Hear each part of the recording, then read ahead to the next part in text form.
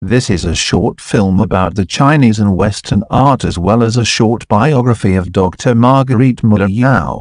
Dr. Müller-Yao lived in China and Taiwan until 1964, and from 1964 to 2014 in Düsseldorf.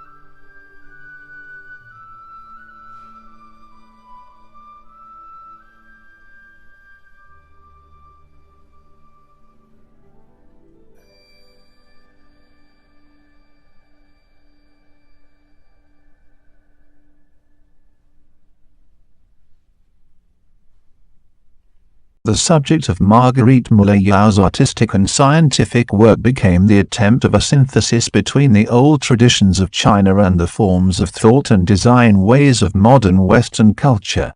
In her artistic work she attempted on one hand to develop the traditional ink painting and calligraphy by using modern Western expression, on the other hand to deepen the formal language of modern painting, graphics and object art by referring back to the ideas of Chinese calligraphic tradition and the principles of Chinese ink painting. In her academic work Marguerite Müller-Yao was dedicated to investigate the relations between the Western informal painting and Chinese calligraphy. Marguerite Müller-Yao was born in Beijing. In 1949 she moved to Taiwan with her family.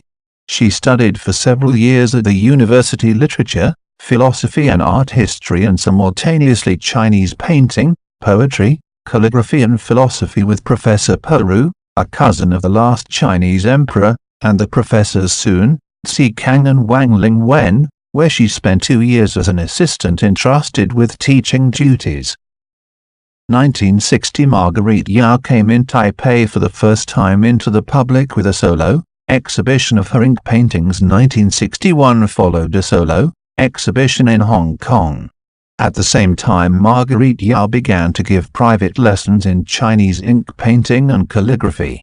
On the advice of Professor Po Lu and Professor Zikang, Marguerite Yao decided to study modern Western artistic forms of expression in Europe.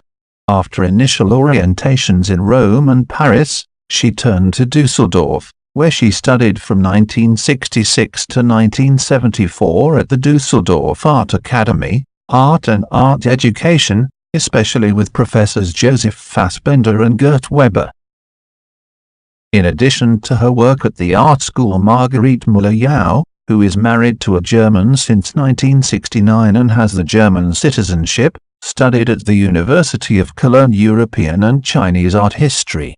During this time, Marguerite stayed twice each time for a quarter of a year in New York to inform herself about the actual art scene, to study at the Cooper Union for the advancement of science and art and to carry out some exhibitions.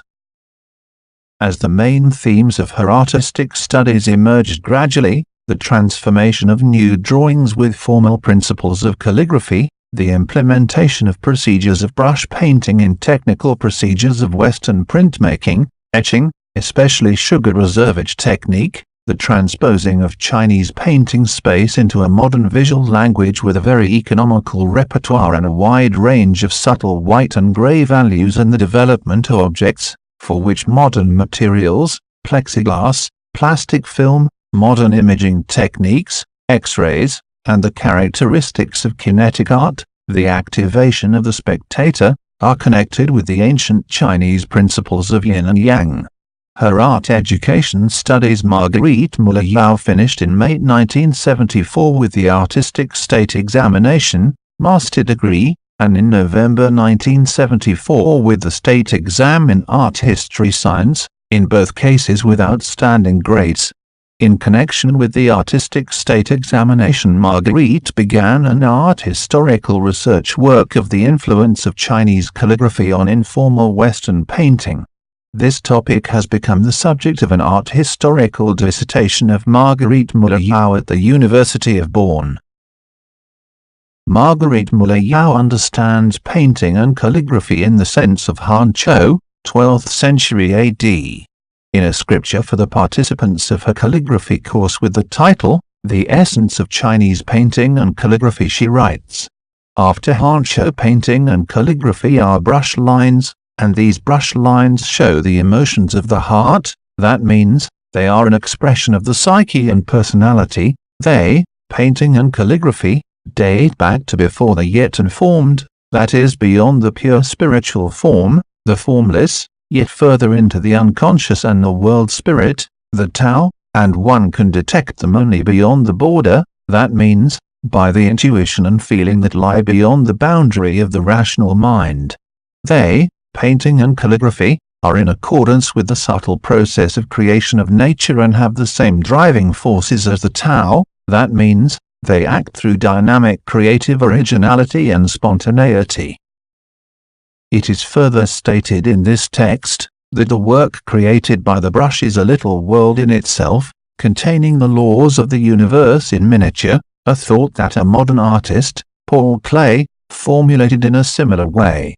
Marguerite Müller-Yao quotes the basic characteristics of Chinese painting and calligraphy as 1. The manifestation or expression and the formation of the individual personality of the artist in the nature of the technical, procedural gestural lecture, which includes the viewer in part. 2. The communication between the artist and the viewer, and the general law of nature, the Tao. Both form in the process of painting and calligraphy an indivisible unit. The activity performed in the right sense brings after Chinese believes the people in accordance with the equally working formative forces of nature, and so in accordance with human life rhythm and their general and individual life principle Tao. Therefore the key word of Chinese aesthetics of course is the Siyun, the spirit of the life, that self-expressing vitality, the binding force between man, art and nature therefore is the Siyun. Chinese art seeks a capture of the forces that prevail in reality. This also is a thought, for which there are striking parallels in modern art. A key moment in Chinese calligraphy is the connection of order, regularity, in the defined format of the character, and chance, spontaneity, in the unpredictable, unrepeatable deviations from the basic form. Since the beginning of her stay in Europe, Marguerite Müller-Yao's mission was to find a synthesis between Chinese art tradition and modern Western art, as a contribution to the great dialogue between the cultures of the Far East and Europe, a dialogue which in the general consciousness is covered by the political and ideological clashes between East and West. Marguerite wrote about her intentions in the catalogue of the exhibition Düsseldorf, City of Artists in 1971, where she was exhibiting. At that time it pushed me to the question, whether the at first sight so different kind of European art really would be different from the East Asian art, and if there were not commons in them, which could build a bridge between them. I therefore came to Germany to study here. My goal is to create a synthesis of Chinese and European painting, in which both penetrate each other and merge onto a new entity. It is not simply a juxtaposition of techniques and topics, but a fusion of essential elements. In Chinese painting as well as in calligraphy, the powerful with the Chinese fine hairbrush drawn line is the dominant element and binding nature, the visual representation and character of life, mind and strength. Philosophy, poetry and calligraphy form a unit, whose elements are interdependent and complementing each other. Marguerite took as a starting point for such a synthesis on the one hand expressions of modern European artists, who sometimes formulated amazingly similar concepts to Chinese thought, for example Henry van der Velde. A line is a force that borrows its force from the force of that person who drew it, and Paul Klee, art is related to the creation parable like or, in art, it depends on the formative powers, not on the form ends. On the other hand, she found direct associations with Chinese calligraphy by informal artists, such as Mark Toby, who has spent years studying calligraphy in East Asia. Her first attempt towards such a synthesis started with the drawing, which is determined by the drawing of lines, primarily from life new drawings, which for a long time was an important basis of the education of artists in Europe. Marguerite sought correspondences between the shapes of the human body and its underlying structure and the specific character of Chinese calligraphy. To find out the effective forces in the human body better, she studied intensively anatomy. She was vividly conveyed by her teacher Joseph Fassbinder, who owed not least the variety of the forms of his work to very detailed studies of anatomical preparations. Calligraphy and painting are in the Chinese understanding branches on the same trunk. This is on the one hand due to the equality of artistic materials and means, that is brush and ink, and on the other hand to the possibility of slight changes and modifications of the calligraphic brush strokes, that is, according to the one-line principle of Shi Tao, to create pictures. The third common element is the common aesthetics, And as Shi Tao in the 16th-17th century once again says, the one stroke is the origin of all painting and calligraphy. This is particularly evident in the bamboo painting, because the bamboo forms are like the forms of calligraphic stems. The one-stroke method of calligraphic technique, in contrast to the often stiff and unalterable or flexible European lines, has the ability to create successive forms of all kinds directly and immediately, without any further aids, and yet precisely in addition, the most diverse visual qualities, picturesque and graphic, dynamic and calm, linear and flat, powerful and delicate, at the same time or simultaneously to express, and often with a single brush stroke and a single movement of the hand. This becomes very clear, for example, in many Zen or Chan images, such as the famous kaki fruit image of Muji. In Chinese art of all times and techniques, the line always played a significant role. You will find the line and its effects both in calligraphy and also in painting, carving, painting on porcelain, silk embroidery, architecture and sculpture. The line shall express what in relation to the universe in motion, experience, acting, feeling, and thinking of the people is happening. This means that the line shall express the experience of the people in front of the world, particularly the experience of the universal forces and their effects on human life, so the line is the real bearer of expression. The characters, for example, are an expression of mental agility, the spiritual movement of the painter that responds to natural phenomena and answers. The line is expression of unity and diversity of nature, filtered through the human mind, but most of all the changes and movements of nature are expressed in the various transformations of brush lines equivalent to reality. The movements and transformations of reality are converted by the movement of the hand into the movements of the lines. The calligraphy and its lines thus becomes the mother of all arts in East Asia. Through the line, the calligraphy and painting is comparable with a dance. One must empathize with the rhythm, the force or restraint of movement of the lines. Since the line is the visible result of a moving operation of the painting hand, it cannot be understood without our sympathize for this movement. The painter so also tries the representation of cosmic growth, therefore he must empathize with nature, become one with it. The key principle therefore is the soulfulness and vibrant movement of the painting, the Qi Yun. The line in Chinese art has a certain independence from the displayed object.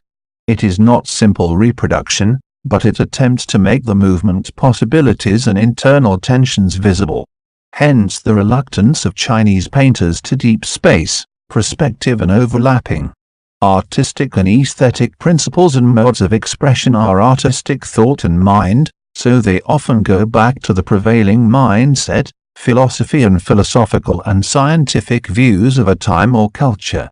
This is also the case with the Chinese calligraphy and painting, and, interestingly, Western artists, who were interested in Chinese calligraphy and painting, among other things have also been interested in the same mindset and philosophers, which influenced the thinking of China and Chinese art, namely the Taoist philosophy and the Zen or Chan Buddhism. Zen thought and Taoism have certain similarities to European philosophy and existentialism. The origin of Zen and the calligraphic aesthetics lies in China's Taoist thinking and even earlier in the I Ching. Various European artists who have studied Chinese calligraphy and painting have also dealt with Zen and Taoism. The central concept of this thinking is that of change, movement. The I Ching and Tao teaching assume that the world makes sense, but this sense is the Tao, which must be followed by the human thought and action. The basis of all changes, however, is the movement, which is at the same time the being. The two basic forces are yin and yang. From their interaction are created all things. Yin is the negative, the receiving end, the solid and the darkness, the earth. Yang is the light, positive, creative, moving. The creative power of the Tao is according to Lao Tzu manifested in the Do, the vitality, potency. Unlike in European thought, here the nothing or the acting emptiness also is of great importance. The nothing in calligraphy and painting is not empty, but the empty space around, or the space filled with the forces and relations of the parts in their interaction. Deeds and efforts have to align themselves with the naturalness, Ran, and the Wu Wei, the non-action, rather laissez-faire, growing. We find all these principles in the art of calligraphy and painting. A prerequisite of calligraphic work and painting, if they are to succeed, is meditation, making the emptiness a medium which serves not only the cognition, but also lets the artistic intuition and thoughts even more concentrated come to the surface of the alert mind. The unconditional surrender to the experience leads to inner freedom, so that, gained through discipline and self-discipline, the artistic means no longer stand in the way and come into the highest consciousness, and so that, this just are the aims of Zen and Taoism, unconscious automatism of the movements of the hand and the order of the directing mind unite in a balance of rational and irrational forces. Thereon the success in the art of Chinese calligraphy and painting is founded, and this is also a contribution which the Chinese calligraphy can make to a change of Western expression, which so far mostly did not have access to the resources, capabilities and possibilities of expression as has the art of the East. Pictures with Chinese woman paintings, famous and beautiful women of the history, are partly sketches, through which one can see and understand very good the most important element of painting, the living dynamic line, which derives from the calligraphy, the mother of all Chinese art. Through the faces one can see distinctly how wonderful Marguerite has continued their aesthetic appearance compared to her predecessors in Chinese painting. What aspects, features and elements now make these changes and influences possible to the expression in Western art? There are mainly the attributes of calligraphy to be a gestural action painting, to include symbolism and expression of life forces. André Masson, an artist who was close to the European Informel, pointed this already out, and also as Mark Tobey, both of whom were known to be strongly influenced by Chinese calligraphy, especially Tobey. Masson called the Chinese painting and calligraphy thus an art of the essence, a very apt term. The calligraphy usually raises a complex of pictorial representations into consciousness and through the brush before the eye of the beholder. Its main means for this are the gestural movement in the sense of action painting and the resulting line, the use of symbols and metaphors, and the expression of their forces in the lines and characters. The characters are constituted in two meaning levels, the semantic symbolic and the gestural procedural or gestural residual, the latter of which also form the basis of the informal action painting forms. Both are also the basic characteristics of the main types of calligraphy, the more symbolic and emblematic kaishu script, and the more gestural processual saoshu. For the Western art and Western expression important and interesting is the gestural sign's residual aspect, especially the mediumistic power of the smallest character element, which is the actual carrier of expression, the line or the stroke, the living line as Tobey calls it. Shape and design are codified in the Yun Tsi Ba Fa, the 8 strokes of the character Yun, but the most important line is the so-called Liang Tzu line. The gesture as archetypal basic instinct is thus the essential element of calligraphic art.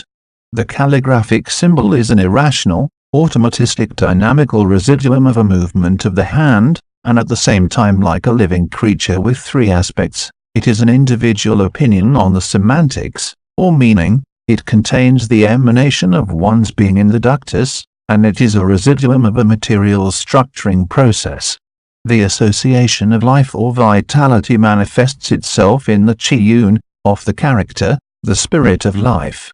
In the small seal script, Xiaochuan, or the standard script, Kaishu, predominates the symbolic and semantic aspect. In the grass or cursive script, Caoshu, however, dominates the for the Western expression interesting gestural processual aspect.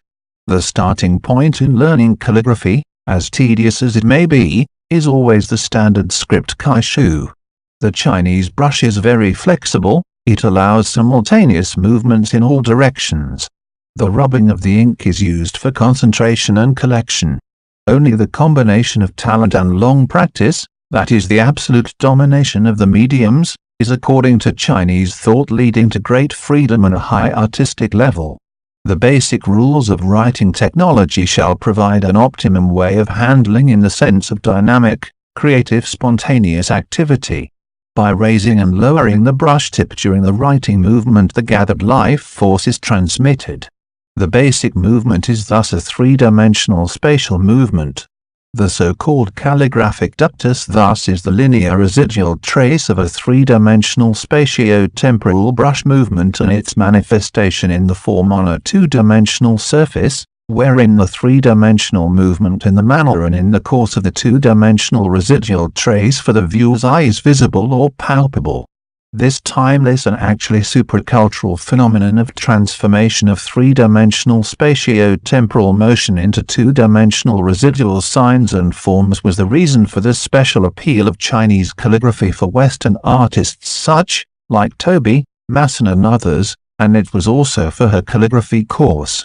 In calligraphic characters as well as in the painting of China, the artwork is then successively built up step by step, line by line, movement to movement from the basic elements of the strokes or lines, whereby both the process and its sequence, that is the successive sequence as well as the simultaneous overall, are apparent in an artistic unity in the finished result.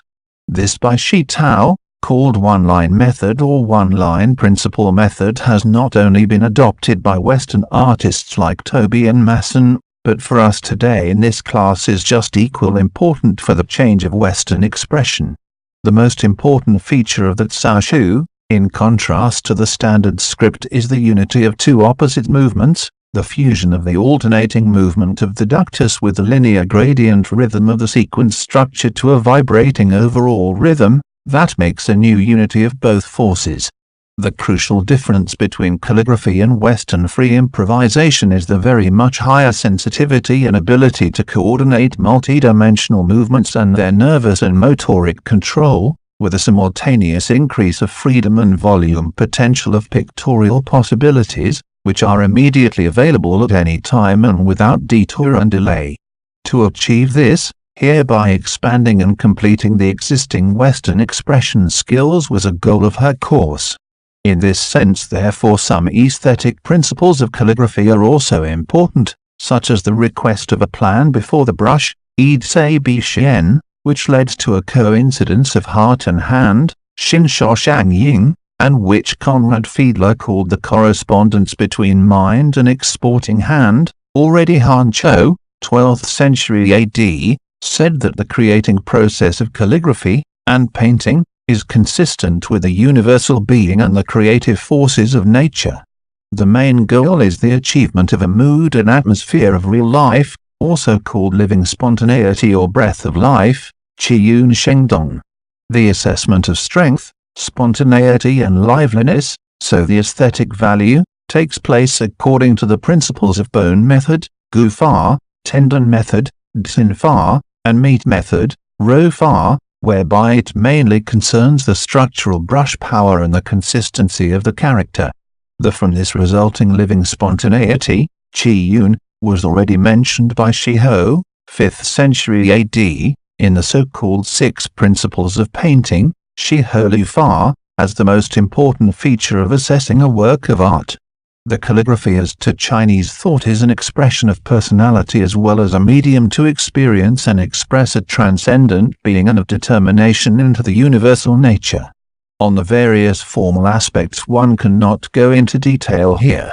However, what matters for a change of Western expression through the calligraphy is therefore, to stress it again, the much higher sensitivity and ability to coordinate multidimensional movements and their nervous and motor control, with a simultaneous increase of the directly available freedom and potential volume of pictorial possibilities in the area of the gestural action, armic and non-constructive artistic activities. Fassbender wrote in 1968 about his work with Marguerite Müller-Yao. Miss Marguerite Yao studied with me 4 semesters, and I regret not being able to work with her anymore, Retirement. 2 years ago started the experiment in she clashed with the Western world, to carry on her way to deal with our form circle. Her masterful calligraphy was for me with great difficulty understandable, as for our concepts 4 to 5 others were employable. That's why I had to leave the usual way and follow the way she herself chose. She dealt intensively with the anatomy, because this complex drawing, according to her, was more matching than all the other methods of drawing. She is undoubtedly an artistic personality, who did this unusual jump. It would be presumptuous to know where it leads. One thing is certain, that she will draw artistic benefit from this encounter. Her enormous diligence will support her.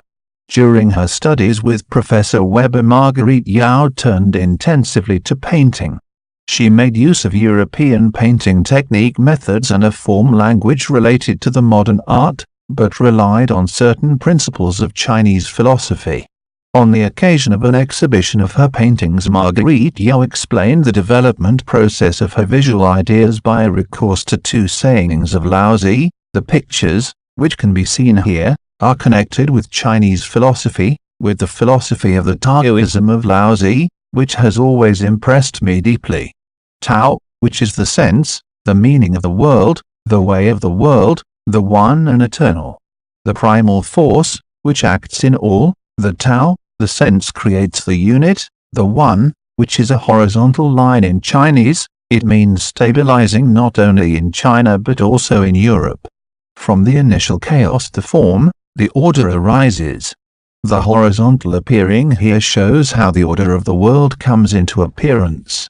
From the first single, undifferentiated form, the duality is developing, a duality, like heaven and earth, light and dark, form and non-form is created, and between them works an interaction. Duality is a primal principle of all being. From the duality and its interactions result movement and life, and from the form and non-form new phenomena arise, that is the 3. The movement and life bring forth all creatures whose supreme is man, because he inherits the Tao in the sense of the all-pervasive phenomenon of the mind, spirit, and with it is one, a unit. Why did I paint the shape of a skull? For the reason that the skull, or in it, the human brain, is the substantial manifestation and the bearer of the spirit, and because the human brain with the means of the Tao ruled the world. The basic form of the human skull or brain shows in my art through constant variations, by changing the shape in these pictures, the way of the spirit, the way of the Tao. Weakness does not mean weakness, but delicacy and restraint. The shape weakens and becomes non-shape, the color changes into transparent shimmer. The here mentioned topic, the shapes of the skull and brain, the moment of change, the transition from form to non-form, the transparent, has led Marguerite Müller-Yao to fascinating new ways of imaginative and ingenious solutions, first in her graphic arts and images, later in objects in which a variety of aspects are integrated. She came to these objects from a particular form of energy, electrostatic energy. The polarity takes advantage of attractive and repulsive effects of elementary particles and interprets them in terms of duality of yin and yang in the tradition of Chinese philosophy.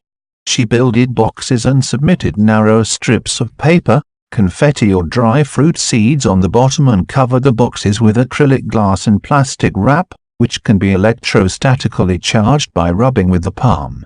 This charge causes the paper pieces or fruit kernels to move, so that a type of dancing or jumping under the transparent, reflective surface was formed. On the bottom surfaces Müller-Yao placed collages of radiographs of human skulls. The topic of anatomical drawings and painted skull shapes was transposed here in a new medium, enabled only through the medium of modern technology, which also has something authentic, documentary, and something immaterial, transitory. The viewer is directly involved in the action, he is activated, and at the same time in the game, his sensatory perceptions are developed. Hereby a particularly didactic moment in the artistic work is brought to bear. The interplay of yin and yang is realized with modern technical materials and principles of kinetic art.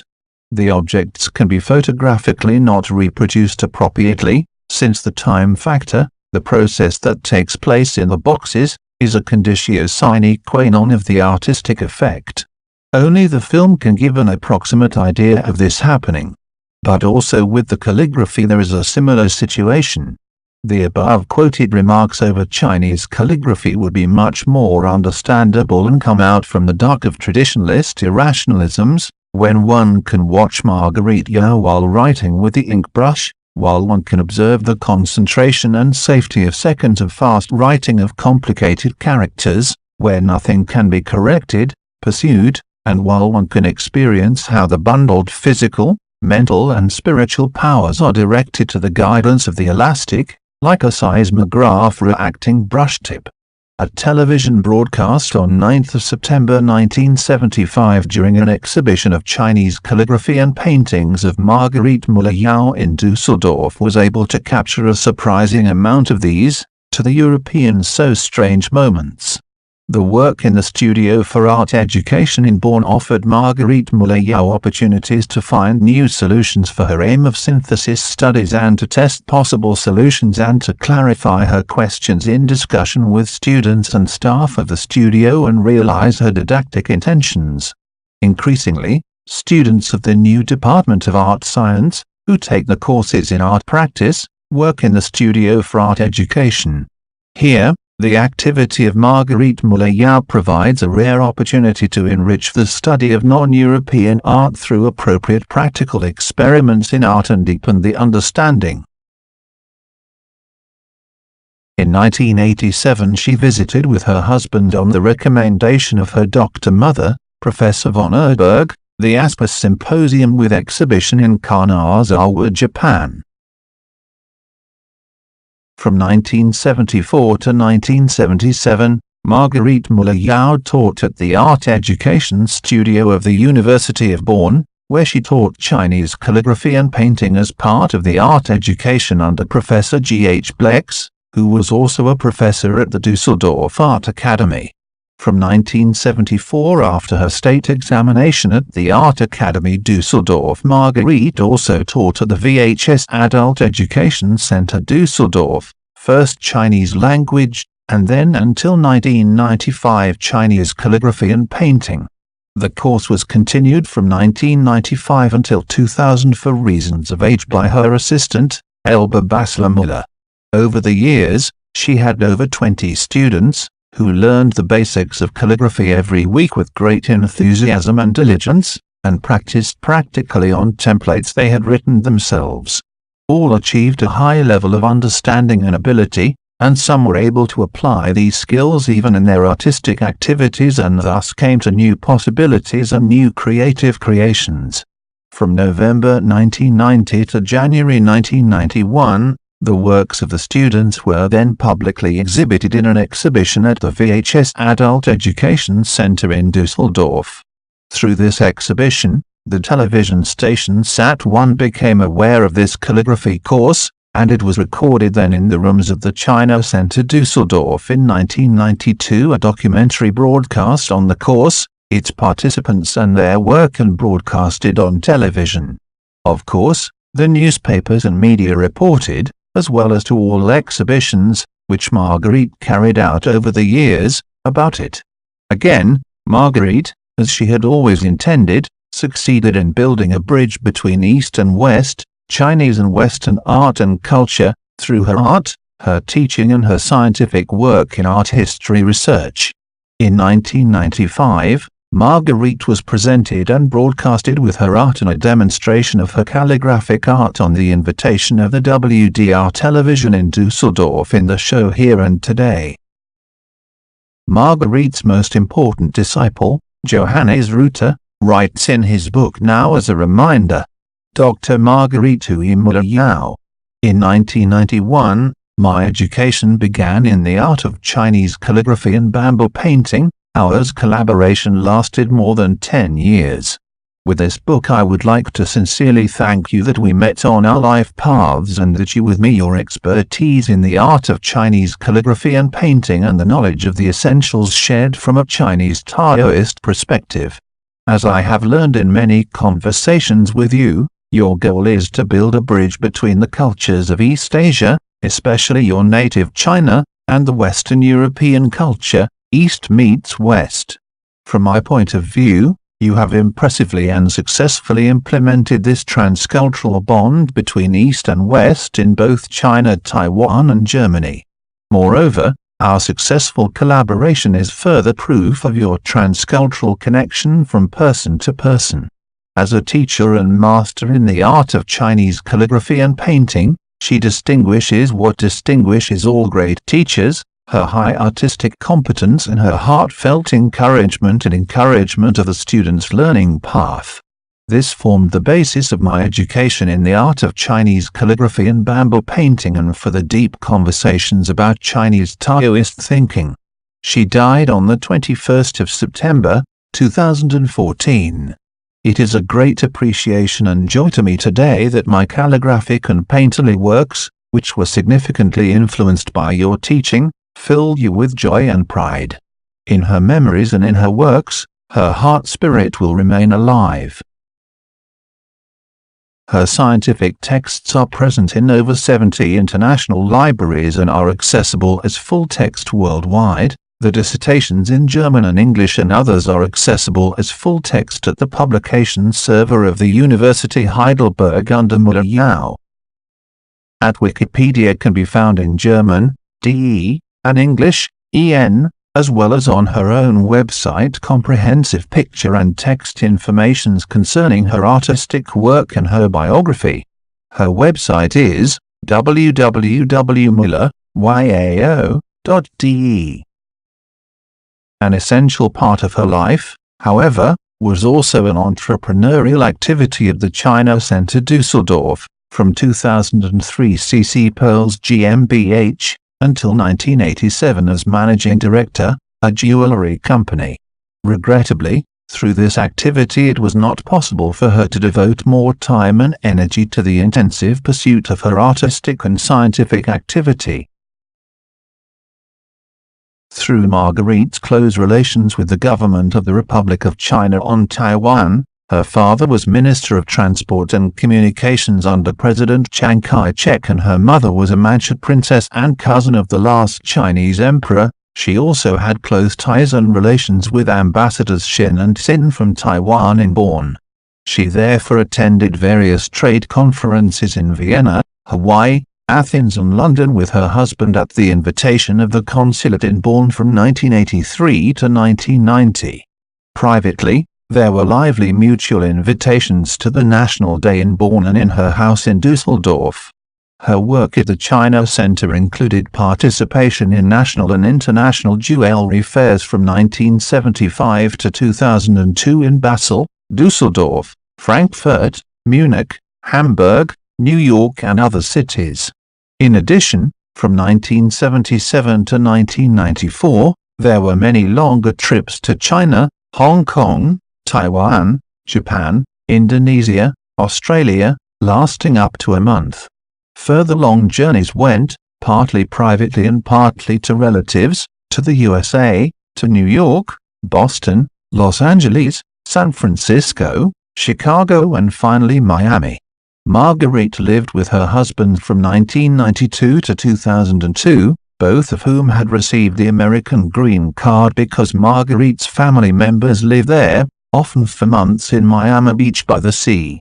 It was a wonderful time for her, but she returned to Germany for health reasons. In 1991, as well as in 2001 and 2003, Marguerite made trips to Mallorca and Marbella. After her retirement in 1999, she was only sporadically active in the China Center. In 2002, she wrote a long article on informal painting and Chinese calligraphy for a series of books at the Museum Dortmund, and in early 2008 gave a lecture with a workshop on Chinese calligraphy at the Kunstmuseum Hamm as part of a large informal exhibition. She became artistically active only rarely, but regularly for the annual exhibitions of the BBK Düsseldorf. Since she suffered from a type 2 diabetes for a long time and since 2007 also with heart problems, which had to be treated more often in the hospital, and since she was able to walk only in a limited way since 2012, her powers have finally decreased more and more. Following an accident and hip replacement surgery in early 2014, she had to undergo clinical treatment again in September 2014 for a bile block and pancreatic tumor and succumbed to cardiac arrest after a fulfilling life on the 21st of September 2014, but which saved her from further pain and gave her a silent farewell to this world.